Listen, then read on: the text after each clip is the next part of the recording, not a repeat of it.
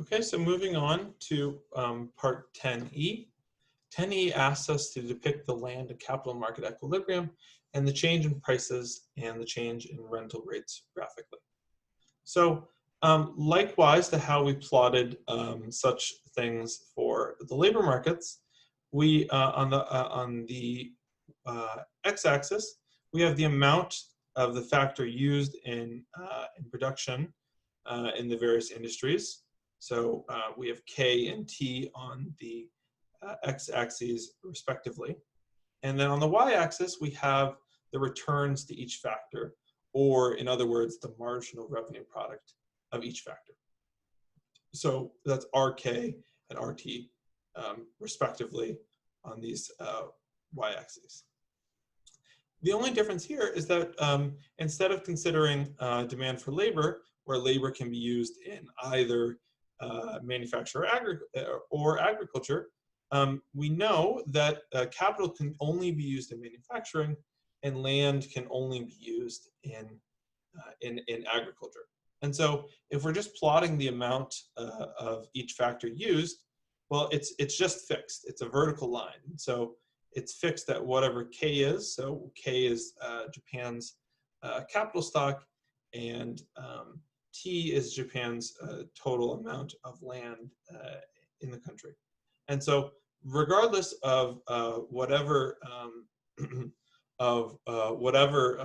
RK and RT are, we always have that that the amount of land and capital is always going to be fixed. We might expect that maybe the amount of land could change over time, or maybe the amount of capital could change over time, but in this model, it's always going to be fixed. And so that's always why we're going to draw a vertical line. So that's going to be in contrast to the labor market, in which labor can be allocated across employment in agriculture and manufacturing. So to plot RK, we can just note that RK is composed of two terms. It's just going to be PM times MPK, where I've just written what MPK is down here. Likewise, RT is composed of two terms as well. It's going to be the price of the output of the sector in which it's used in, times the marginal product of land. So that's just going to be PA times, and I've just taken the liberty of writing down what the marginal product of land is here again, so you don't have to remember it.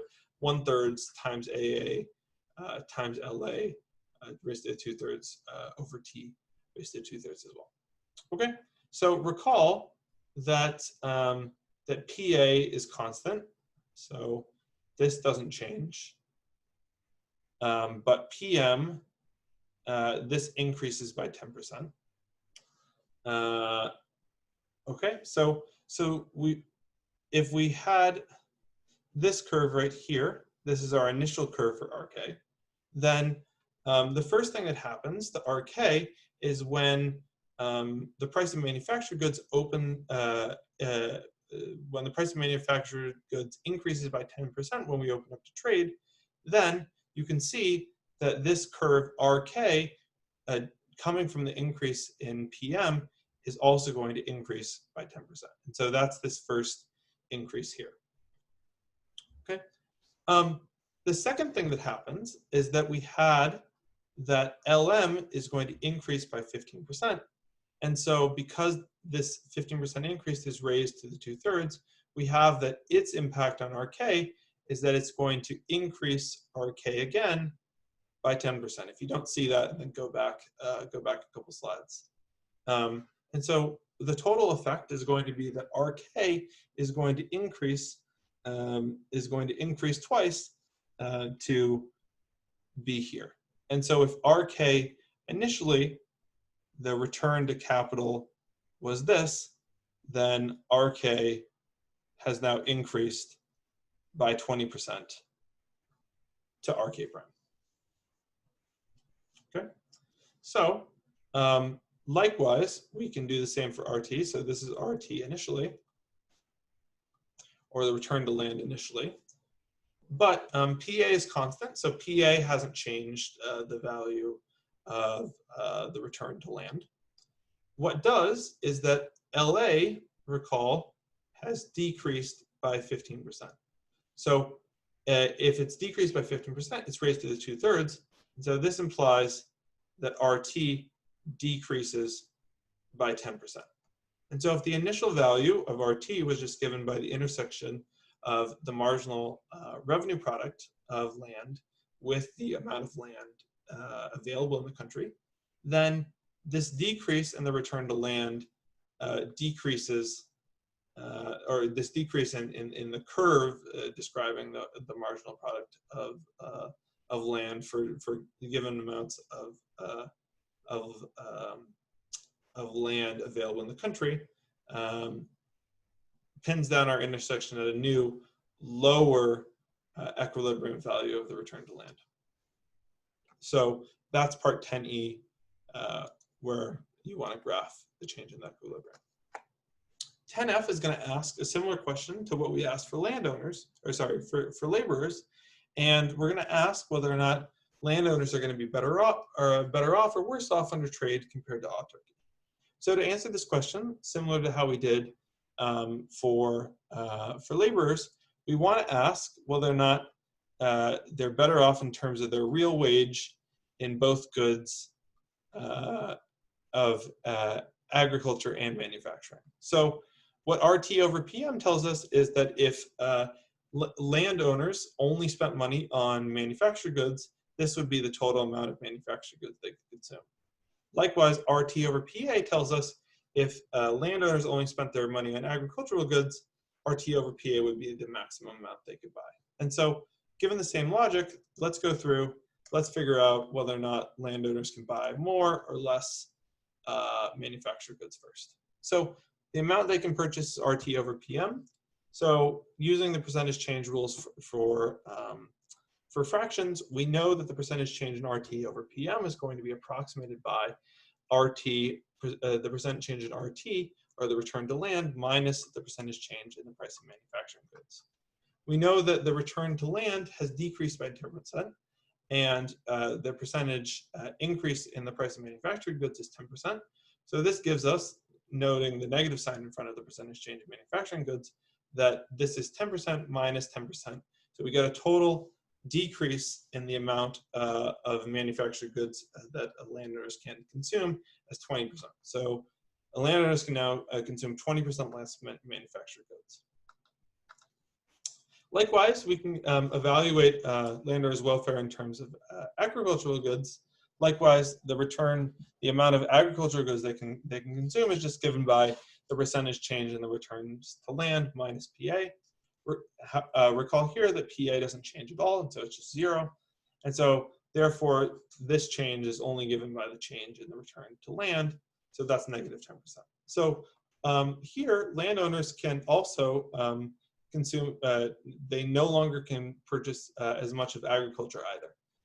And so clearly, if you can consume fewer manufactured goods now and fewer agricultural goods, then it doesn't matter what share you're consuming of either agriculture or manufacturing, you're worse off in either case, regardless of how much agriculture or manufacturing you consume. And so trade clearly harms landowners. And it's worth noting that landowners are the owners of Japan's specific factor, land, which pertains to the sector in which it has a comparative disadvantage, which is agriculture. And why does it have a comparative disadvantage? We note that when Japan opens up to trade, the relative price of agricultural goods decreases. 10G is a related question. It asks whether or not capital owners are better or worse off under trade when compared to autarky. Again, let's compare the amount of manufactured goods that capital owners can purchase if they only spent their income RK on purchasing manufactured goods. So likewise, the percentage change in RK over PM is going to be given by the percentage change in the return to capital minus, and sorry, this should be 1 minus sign here, minus the percentage change in the price of manufactured goods. From before, we note that the return to capital is increased by 20%, and the price of manufactured goods has increased by 10%, so 20 minus 10% is just going to be equal to 10%. So capital owners can now purchase more manufactured goods. They can purchase 10% more manufactured goods. Next, let's move on to how many agricultural goods capital owners can purchase if they only purchase agricultural goods. And that change is, again, going to be given by the change in RK minus the change in PA. The price of agricultural goods is constant, and so this is just given by 20% minus 0%. And so the overall change in the return and the amount of agricultural goods that capital owners can buy is 20%. What's the takeaway here? Capital owners can now purchase more agricultural goods as well, and so trade unambiguously benefits them. And it's worth noting that the reason it benefits them is that they're the owners of Japan's specific factor, which pertains to the sector in which it has a comparative advantage, which is manufacturing. So the final question is going to be whether Japan's workers, land, and capital owners are better or worse off under trade compared to autarky. And it asks us to order percentage changes in wages, relative price and rental rates of land and capital upon opening trade. So nothing new here. I'm just going to summarize the results that we've seen in this section. So recall that when we opened up to trade, we had that the price of manufacturing goods increased, the price of agriculture remained constant, or it changed by 0%, and we saw that the returns to land were less than the percentage change in the price of agricultural goods, which is the sector in which uses land. So land changes by 10%. Likewise, capital increases by, the return of the capital increases by 20%, and that's more than the increase in the price of manufactured goods, which is 10%.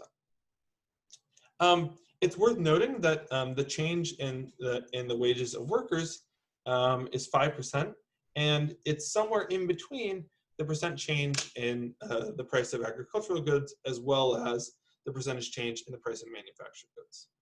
However, it's worth noting that for workers, the percentage change in wages is 5%, and so that's positive. And so workers here, because they can work in between the two sectors, are essentially somewhere in between the gains felt by capital owners and the gains felt, the losses felt by landowners. And the reason is that labor is mobile, and so it can shift into the more productive sector, but not as much as capital is concentrated in that sector. And so it makes sense that the change in the wages of workers is somewhere in between the factor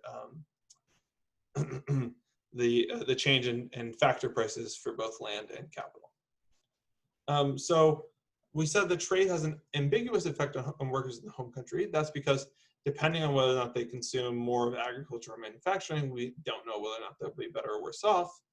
But trade unambiguously is going to harm the landowners, who are going to be the owners of Japan's specific factor, which is used in the sector in which it has a comparative disadvantage. And likewise, trade unambiguously benefits capital owners.